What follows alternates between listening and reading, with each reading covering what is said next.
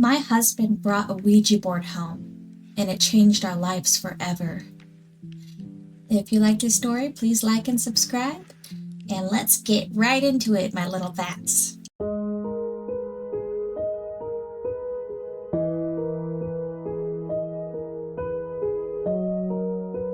My husband, Connor, and I have always been huge horror aficionados. Ever since I was a child, I've been a fan of the gruesome and the unknown. Almost anything goes. Almost. Connor knows that I only have a few rules when it comes to Halloween. No clowns, and absolutely no Ouija boards. Not in the house, not in the yard, not in the forest behind our home. But apparently, even though I've been drilling it into him since we started dating, that was too difficult for him to understand. "Hey babe, I'm home," Connor said, tossing his keys into the bowl by the door. "Welcome back," I replied from my place on the couch. "So, you'll never guess what I won as a prize at work today," he said as he rounded the corner. My heart dropped the second he came into view. "No, Get it out of my house," I snapped, pointing at the door. Connor's expression dropped, the Ouija board falling to his side. "But I thought it'd be fun, just this once." I made direct eye contact with him, a raging fire in my eyes. "Connor, you know how I feel about Ouija boards. I had a traumatic experience when I was a kid. Now please do as I ask and get out of the house. I don't want that thing anywhere near me." Connor sighed. "Fine, you win. I'm going back in my truck," he said, disappearing from view. I picked up my wine glass and took a large swig. I love that man, but he really knows how to push my buttons. We both had off work the next day. We were each hanging out with separate friend groups, so I didn't know what he was up to. I trusted him. Part of me wishes I hadn't. His poor decisions that night changed our lives forever. When Connor got home, it was nearly 3 a.m. The kids had spent the night at their grandparents' house, so it was just the two of us. I thought that maybe after Connor tumbled into bed, we might have a little time to be intimate. I was dead wrong. I was already lying down by the time Connor walked through the door. I had been snuggled under the covers with the lights off, doom scrolling on Instagram and waiting to make sure that he made it home safely. I listened as the front door opened and shut. Then I heard a faint creak up the stairs. It sounded like he was trying to be quiet, which I appreciated. He was being considerate because I might be asleep. The footsteps stopped just outside the room. I heard shuffling, as if someone was pacing back and forth. I kept expecting the door to open and for my husband to be standing there, a big goofy grin plastered across his face. That didn't happen. I wanted to yell out to him or turn on the bedside lamp, but it felt wrong. I couldn't shake the feeling that if I took my eyes off the door for even a second, something bad was going to happen. I don't know how long I sat there in the dark, illuminated by nothing but my phone screen. Then, just as my heart might explode from anticipation, it happened. The doorknob started to turn. The door creaked open, and I could make out the silhouette of my husband standing in the entryway. He didn't say a word to me. He bolted over to the bed, kicked off his shoes, and threw himself beneath the covers, facing the wall. I was stunned. It had all happened so fast. "Honey, is everything okay?" He didn't answer. He just nodded his head. I couldn't shake the feeling that something was deeply wrong.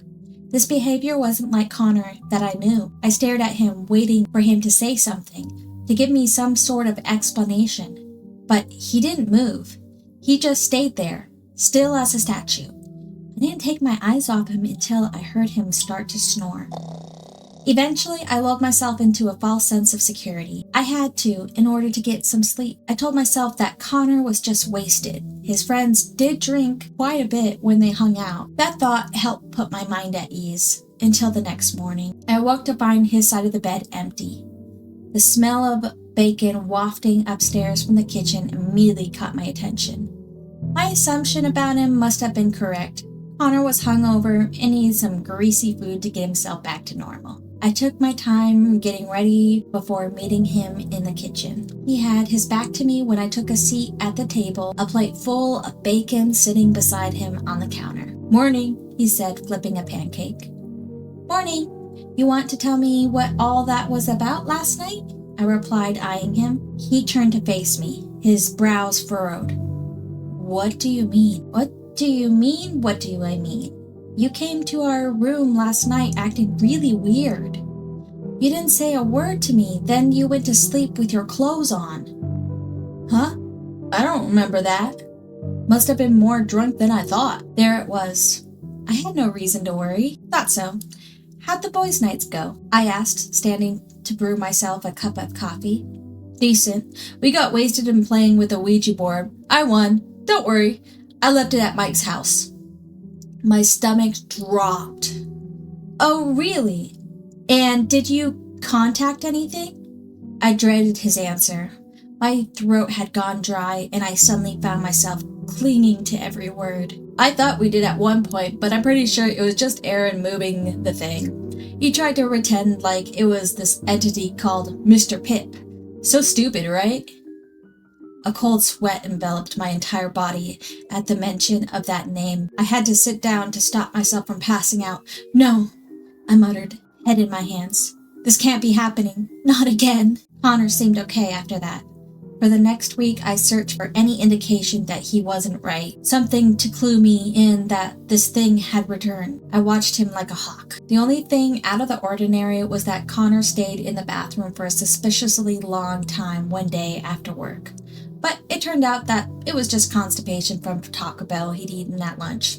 Nothing paranormal about that. After a whole week passed, I let myself believe that Friday night was just a fluke. I should have been more careful. I came home that Monday after a grueling shift, ready to turn on a romance and pour myself a glass of Cabernet. "I'm home," I shouted, kicking off my shoes. I received no response. That was odd. The kids should have been there, and Connor's car was in the driveway. I rounded the corner to the kitchen, brows knitted in confusion. My heart dropped when I found Alice and Tommy sitting at the table, their faces pale as sheets. "Mom," Tommy whispered. His voice was low, as if he was afraid to speak too loudly. "What is it, sweetie? What's wrong?" I said, rushing over to him. "It's Daddy," Alice interjected.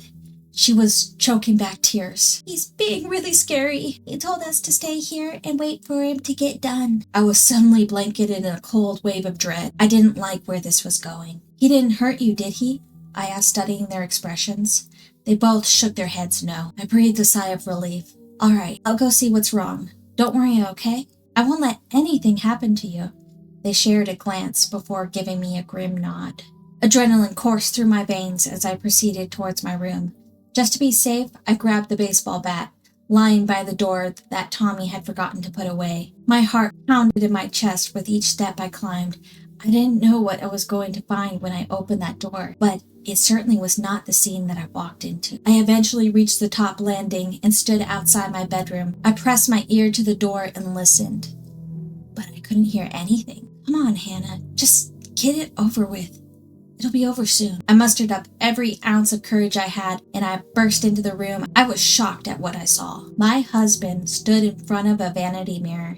He was applying a fresh layer of makeup, clown makeup. His face was stark white with black streaks running down from his eyes like he'd been crying motor oil. He wore a polka-dotted jumpsuit with a red, scraggly wig and big, floppy shoes. This couldn't be happening. It had to be some kind of nightmare. The second I entered, I froze, and he turned toward me. "Connor, what is this? What are you doing?" The clown began to giggle. "It's been such a long time, Annie. It's good to see you again."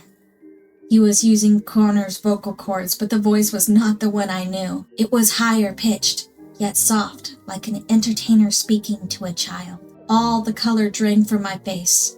I raised the baseball bat, prepared to swing. "That's not my name. You give me my husband back, you sick freak." The thing wearing my Connor's skin frowned, its big red lips drooping. "Annie, is that really the way you treat your long-lost pal? Mr. Pitt missed you." I couldn't take it anymore. I swung as hard as I could, tears blurring my vision.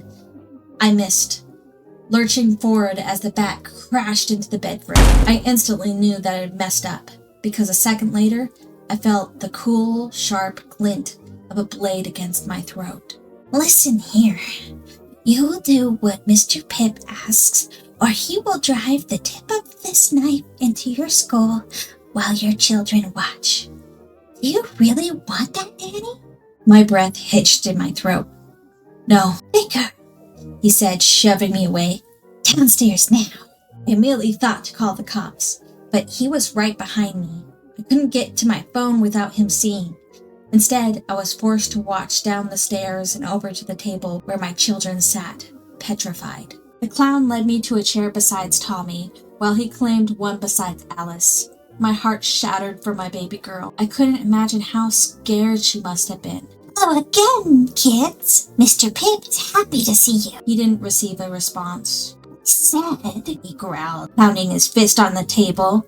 Mr. Pip is happy to see you. He scowled at my children, who each wore a horrified expression. I'm happy to see you too, Mr. Pip. Tommy murmured, avoiding eye contact.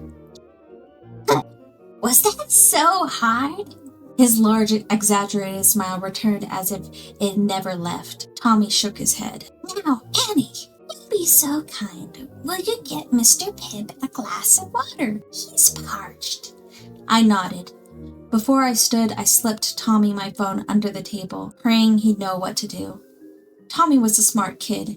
He was our only shot. Did your children know that Mommy and Mr. Pip were on television together? Annie was the star of the show. Though I wanted to scream with every fiber of my being, I didn't utter a peep. I simply poured a glass of water, walked back to the table. This thing, it was using my husband as a vessel to get to me. I just had to play into its little game and everything would turn out okay, right? Mr. Pip? Tommy said, his voice shaky.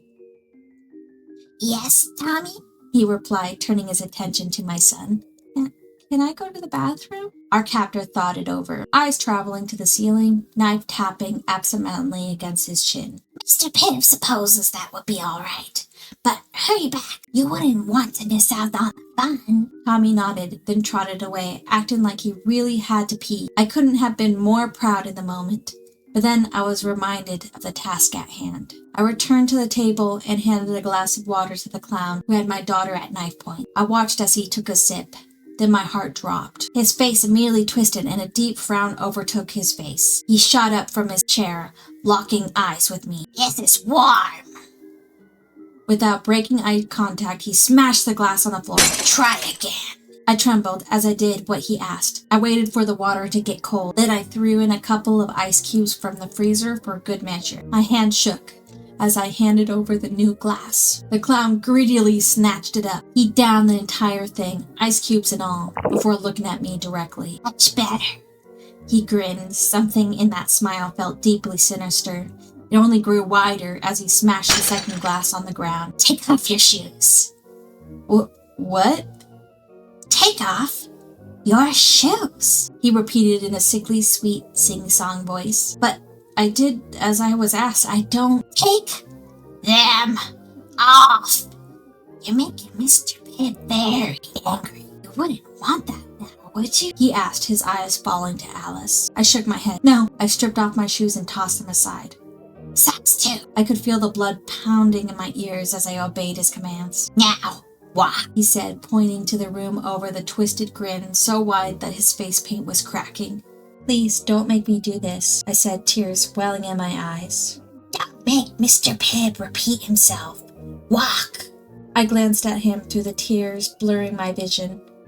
He was standing behind Alice's chair now, knife on full display. I had to do this. I couldn't let him hurt my daughter. I took a deep breath, closed my eyes, and plunged my bare foot forward into the hundreds of glass shards littering the floor. My eyes shot back open as the pain seared through my foot like lightning. I yelped, instinctively pulling it back. Keep going, the clown demanded. The eager glimmer in his eyes made me want to vomit. He was reveling in this. I gritted my teeth and leaned on the table for support. I motioned to place my hurt foot back down, but I didn't get the chance. Not that one. Now it's time to put your best foot forward. He cackled, his boisterous laugh reverberating off the walls. No one else so much as twitched. I turned back to find the knife pressed to Alice's side. Her eyes were wide and her bottom lip was trembling. I didn't have a choice. I applied pressure to my injured foot, a debilitating pain roaring through every synapse. I leaned even harder on the table, grateful at least for that tiny blessing. I hovered my right foot over the broken glass for a moment before I took the next step. I released an audible shriek as my right foot was sliced to ribbons. A pool of blood has blossomed around me, mingling with the spilled water and glass fragments. Everything hurt. I nearly collapsed, but somehow I remained standing. I glared back at the sadistic clown holding a knife to my daughter's neck. Very good, Annie. I hated that voice. I hated him. But that phrase, as much as I loathed it, gave me a little sense of comfort. Maybe he was satisfied. Maybe that was it. Now, do it again. A cold dread swallowed me like a python. This couldn't be happening. What? You heard me. Mr. Pip said, do it again. Stars swam in my vision as I glanced back at the mess on the floor. I was losing a lot of blood. I didn't know how much more I could take. I turned, wincing as the glass shards shifted beneath my flesh, and I prepared to follow his command. This pain was so immobilizing. I squeezed my eyes shut, and... Please, drop your weapon! That sound was music to my ears. I looked at the thing in my husband's body. His smile had melted into a deep frown. It was so much fun! I watched as the menacing glint left his eyes. His demeanor changed in an instant. The clown blinked a couple times, then his eyes fell to the knife. He seemed shocked to be holding it. He let it slip to the floor as the officers moved in. Hannah, what's going on? Why is there so much blood on the floor? Why am I wearing this? A new kind of horror struck me in that moment. My Connor was back. The sweet, loving husband and father that I knew. And he was being led away in cuffs. It's been 2 months since Connor's arrest, and I'm still having trouble processing what happened. It took a long time to heal from my injuries. I needed stitches, and I had to stay off my feet for weeks. The kids haven't had any interest in visiting their father while he's been detained. I don't blame them either. His decision to use that Ouija board opened a wound that we can never close. The trauma inflicted that day will last a lifetime. Even so, I know that my husband isn't the bad guy. He's a victim too. God, I wish I could have just make it all go away. I want to go back to being a big, happy family again. But I know that we can't do that. And I have a feeling that as bad as things are now, they're just going to get worse. Because I can't shake the last thing that clown told me from my head. Goodbye, Annie. For now. Thank you so much for listening in. If you like this story, please like and subscribe. Feel free to share it too. And that was definitely spooky. Clowns and Ouija boards. That's just diabolical. And the person who wrote this story on No Sleep on Reddit, their name is Horror Junkie 123. Thank you so much, and bye-bye.